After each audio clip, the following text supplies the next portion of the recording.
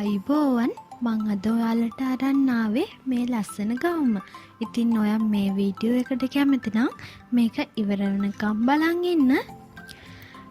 මම මේ සඳහා භාවිතා කරලා තියෙන්නේ කඩා හැන්න රෙදි වර්ගයක්. මේ සඳහා මම අරන් තියෙනවා යාර 4ක රෙදි කොටස. මුලින්ම ඔයාගේ බේසික් පැටර්න් එක අරන් මේ විදිහට ඔයාගේ කොලේ පිටපත් කරගන්න. අද මන් නිර්මාණය කරගෙන තියෙන ගවුම සඳහා කර යොදාගෙන තියෙන්නේ වී කරක්. අපි ෆුල් ෆෙයාඩ් එකක් යොදාගෙන තිබෙන නිසා මේ සඳහා වී කරක් මෙම ඇඳුම නිර්මාණයට වඩාත් ගැලපෙනවා. මුලින්ම මගේ උරහිස් රේඛාවේ මං උරහිස පළල ලකුණු කර ගන්නවා. මේ සඳහා මං ගන්නේ පළල 3ක්. මේ විදිහට උරහිස් රේඛාවේ අඟල් 3 මාක් කර ගන්නවා. දැන් අපි කරේ ගැඹුර ඇඳ ගන්නවා. ඒ සඳහා උරහිස මුදුනේ සිට මගේ කර සඳහා මම අඟල් 6.5ක් මාක් කර ගන්නවා මේ ආකාරයට. දැන් අපේ උරහිස් රේඛාවේ පොයින්ට් එක හරහා මේ විදිහට යා කර ගන්නවා. දැන් ඔයාලට පුළුවන් මේ වී කර පොඩි හැඩයක් යොදා ගන්න. මම මේ විදිහට අඟල් කාලක විතර මේ හැඩයක් යොදා ගන්නවා වී කර සඳහා. මගේ අත්කට මම තව අඟල් කාලක් විතර ගැඹුරු කරගෙන මේ විදිහට පොඩි ෂේප් එකක් තියාගෙන ඇඳ ගන්නවා. දැන් අපේ ඉදිරිපස පළුව සකස් කරගෙන ඉවරයි. ඔයාට පුළුවන් දැන් මේක කොලෙන් ඉවතට ගන්න. දැන් මම පිටුපස පළුව නිර්මාණය කර ගන්නවා. ඒ සඳහා මම නැවතත් මගේ බේසික් පැටර්න් එක අරන් මේ විදිහට මගේ කොලේ පිටපත් කර ගන්නවා. දැන් පිටුපස උරහිස මාක් කිරීම සඳහා ඉදිරිපස පළුව අරන් මේ විදිහට උරහිස මාක් කර ගන්නවා. මම පිටුපස සඳහා රවුන්ඩ් කරක් යොදාගෙන තියෙන්නේ අඟල් 3ක ගැඹුරක් ඒ සඳහා යොදාගෙන තියෙනවා. මේ විදිහට මගේ අඟල් 3 මම මාක් කරගෙන මේ විදිහේ රවුන්ඩ් කරක් යොදාගෙන තියෙනවා. දැන් අපේ පිටුපස පළුවත් සකස් කරගෙන ඉවරයි. දැන් ඔයාට පුළුවන් මේක කොලෙන් ඉවත් කරගන්න. මම පිටිපස පළුවේ අත්කට නැවතත් අඟල් භාගෙ වැඩි කරගෙන ඇඳගත්තේ නැහැ. මොකද මං ඉදිරිපස පළුවේ සඳහා අඟල් භාගයක් නැවතත් වැඩි කරගත්තා. එම නිසා මම පිටිපස පළුවේ අඟල් භාගය එළියට අරන් ලකුණු කරගන්නේ නැහැ.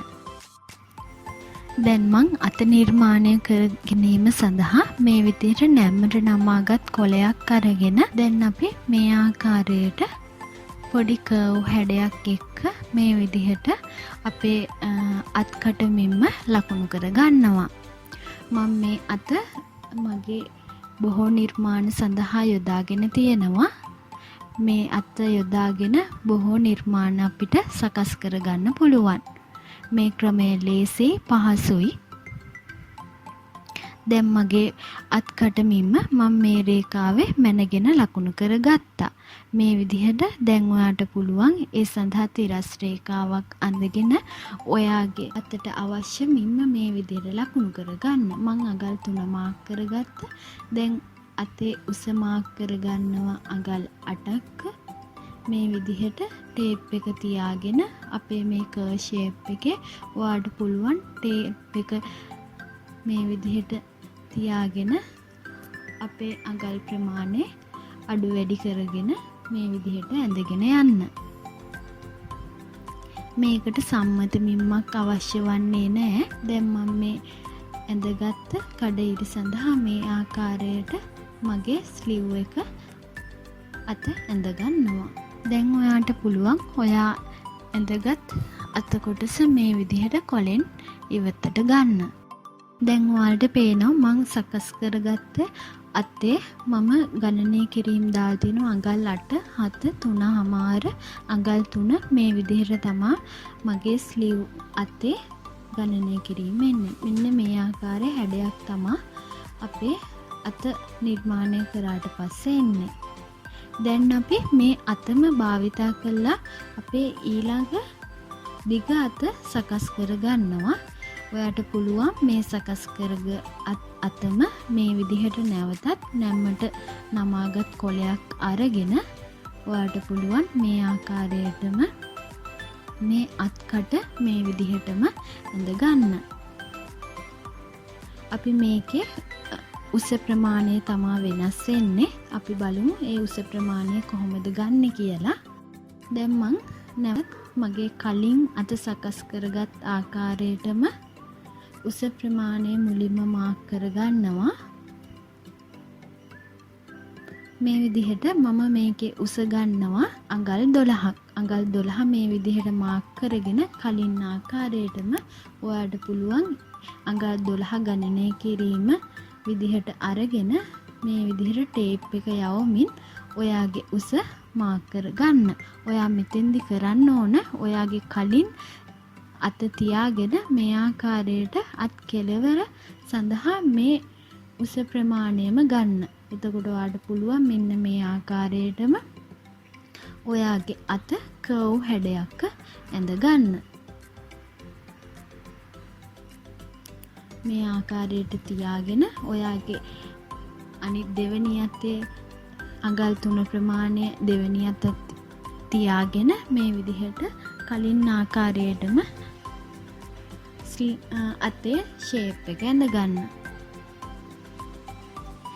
දැන් ඔයාලට පේනවා මම මේකෙත් ගණනය කිරීම දාලා තියෙනවා අඟල් 3, අඟල් 8, අඟල් 12 ප්‍රමාණය වශයෙන්. දැන් ඔයාලට පේනවා මම ස්ලිව් අත් දෙකම සකස් කරගෙන ඉවරයි. මේ විදිහට ඔයාලට පුළුවන් බලා ගන්න මම හදාගත්ත අත් දෙකම මේ විදිහට තමයි තියෙන්නේ. ඔයාගේ මේ ගණනය කිරීම වෙනස් වුණාට ප්‍රශ්නයක් වෙන්නේ නැහැ. මේක සම්මත මිමි නෙමෙයි. දැන් මම මේ විදිහට රෙදි කොටස් ටික කපාගෙන තියෙනවා. අපේ අත කපාගෙන තියෙනවා. ඉදිරිපස පළුවත් මේ ආකාරයට කපාගෙන තියෙනවා. පිටිපස පළුව අපි සාය කොටස සකස් කරගෙන තියෙන්නේ ෆුල් ෆෙයාර්ඩ් සාය තමයි මම කපාගෙන තියෙන්නේ. ඔයාට පුළුවන් මේ ගාව සඳහා ෆුල් ෆෙයාර්ඩ් සාය කපා ගන්න. මම මේක රෙදි කොටසමයි කපාගත්තේ. අපේ ෆුල් ෆෙයාර්ඩ් සාය දිග මං ගත්තා අඟල් 34ක්. 34 අරගෙන මම රෙදි කොටසම ෆුල් ෆෙයාර්ඩ් සාය කපාගෙන තියෙනවා. දැන් අපි මහන්න පටන් ගමු. මම මගේ පිටිපස පළුව අරගෙන මුලින්ම මේ විදිහට මම ලයින් එක යොදාගත්තේ මෙම රෙදි කොටසෙන්මයි. මේ විදිහට ලයින් එකත් කපාගෙන ඔයාට පුළුවන් පිටිපස පළුවට අපි කපාගත් අනිත් පළුව මේ ආකාරයෙන්ම තියාගෙන මෙහුම් වාසේ තියාගෙන මහගෙන යන්න. දැන් අපි මේ විදිහට ඉදිරිපස මහගමු. ඉදිරිපස සඳහාත් මම මේ විදිහට තියාගෙන ලයිනින් එක කපාගත් ලයිනින් එක හොඳ පිට තියාගෙන මේ විදිහට මෙහුම් වාසේ තියාගෙන අපි ඉදිරිපස සාදාගත් වීකර මේ විදිහට මහගෙන යනවා. මම මේ සඳහා ශිපර් එකක් යොදා ගන්නෙ නෑ. මං අරන් තියෙන මේ රෙද්ද ස්ට්‍රෙච් රෙද්ද. ඒ නිසා ශිපර් එකක් අවශ්‍ය වන්නේ නැහැ. ඒ වගේම මම මේකේ කරත් පළල්ව කපාගෙන තියෙන නිසා අපිට ඇඳීමේදී අපහසුතාවයක් වෙන්නේ නැහැ. අපි ඉදිරිපස පිටිපස පළු දෙකම මසා නිම කරගෙන මේ ආකාරයට උරහිස මුට්ටු කරගන්නවා.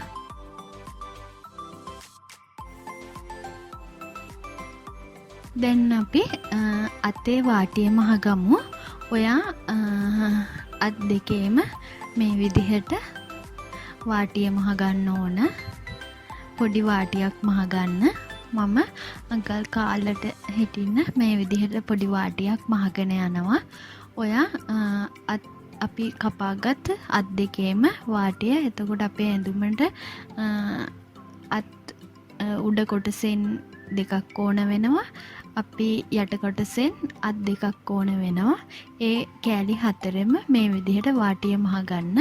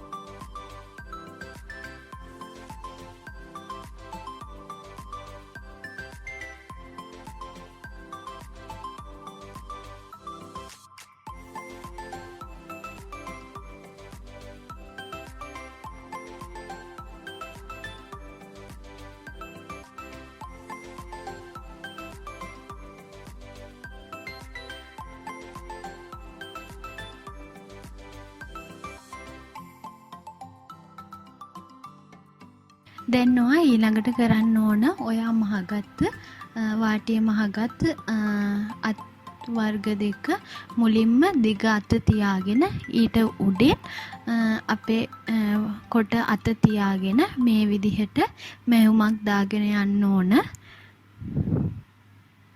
ඔයාලට පේනවා මම මේ විදිහට මහ ගන්නවා. මුලින්ම දිග අත තියාගන්න. ඊට පස්සේ ඔයා කපාගත් කොට අත තියාගෙන මේ විදිහට දෙකම තියාගෙන මැහුමක්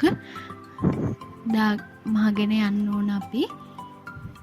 මොකද අපි මේක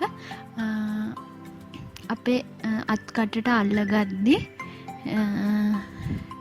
එහෙම යන නිසා මේ විදිහට මුලින්ම මැහුමක් දාගෙන අල්ලගත්තාම ලේසි ඔයාට. මේ විදිහට ඔයා අත් දෙකම ඒ විදිහට අල්ලගන්න. දැන් අපි අපේ අත් කටට අපේ අත අල්ලගමු. මේ ආකාරයට අත් දෙකම අල්ලගත් අත තියාගෙන මේ විදිහට අපේ අත් කටට අපේ අත තියාගෙන මැහුම වාසි තියාගෙන අල්ලගෙන යන්න පුළුවන් ඔයාට.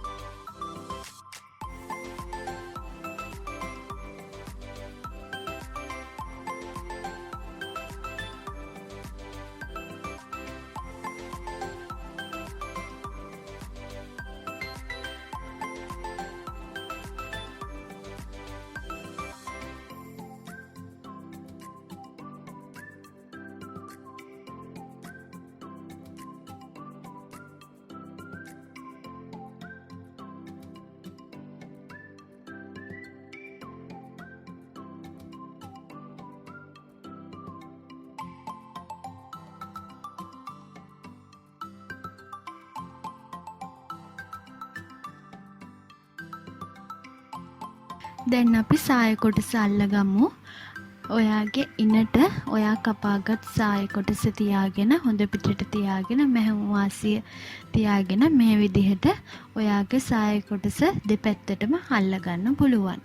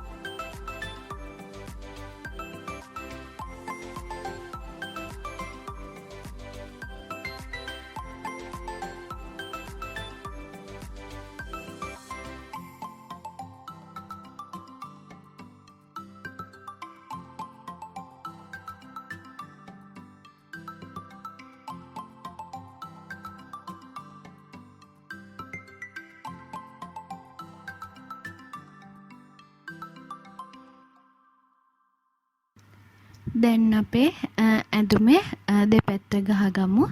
ඒකත් පොඩි මැහුම් වාසි ප්‍රමාණයක් තියාගෙන මම මේ විදිහට ගහගෙන යනවා. මොකද මම මේ ගවුමත් ඕලොක් කරගන්නවා. ඕලොක් කරගෙන ඊට පස්සේ අපේ මේ ගවුම පිටෝන් කළා. ඒ අනුව ඊට පස්සේ ආපහු මැහුමක් ගහගෙන යන්න පුළුවන් ඔයාට.